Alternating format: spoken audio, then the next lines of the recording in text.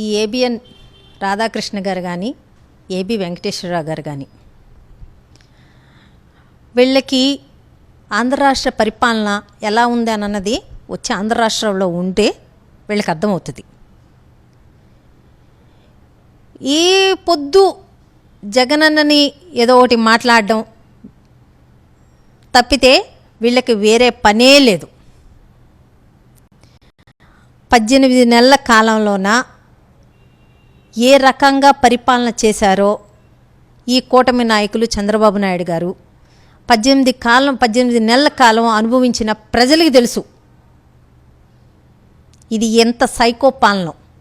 ఈరోజు జగన్మోహన్ రెడ్డి గారిని పర్సనల్గా ఆయన్ని ఏదో ఒక మాట అనడం, పర్సనల్గా దూషించడం తప్పితే వీళ్ళ పరిపాలన ఎలాగున్నది అన్నది ఒకసారి వాళ్ళ ఆత్మ పరిశీలన చేసుకోవాలి. ఈరోజు మీడియా ఉంది కదా, ఎల్లో మీడియా ఉంది కదా అని ఏది పడితే అది మాట్లాడితే ఈరోజు ప్రజలు నమ్మే పరిస్థితుల్లో లేరు. అమరావతిని చూసాం.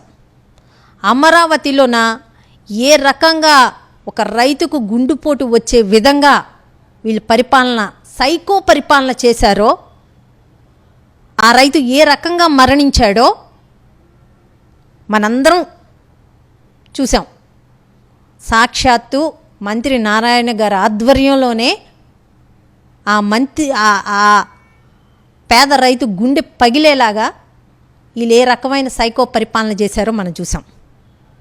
ఈరోజు అమరావతిలోన భూమి ఇచ్చిన ప్రతి ఒక్క రైతు హలో లక్ష్మణ అని ఈరోజు రోడ్డును పడి ఏడుస్తున్నారు. ఇది కాదా సైకో పరిపాలన? దీన్ని కదా అంటారు సైకో పరిపాలన అని.